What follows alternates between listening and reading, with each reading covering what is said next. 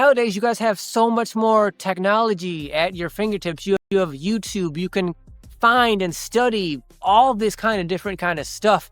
You have so much more options that you can use to study the game. So even if you're the kind of player who's like, I don't really care about coaching, I don't really care about strategy and X's and O's, that's okay. You don't have to just, study, plays and understanding plays and how that stuff works. There's so many more options you have. You need to think outside the box. For example, like I said, I watched and read everything. So like on TV, I would watch, NBA inside stuff Saturday mornings. I would watch interviews. I would watch any kind of, specials or documentaries about basketball. And when it came to reading, it would be like whatever basketball article and whatever magazines that talked about players or coaching or training. I read biographies, autobiographies about coaches, players, but even journalists like that covered the game. So you have all those options. And then you have the more traditional options like watching game tape, like watching the NBA. But you don't have to just watch the NBA.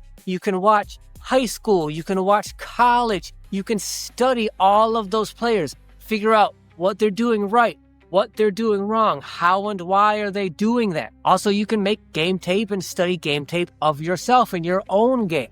That's very, very beneficial. Seeing your own mistakes, seeing what you do right, what you do wrong, how and why that happens, understanding that. It's so much easier for you guys to record yourselves nowadays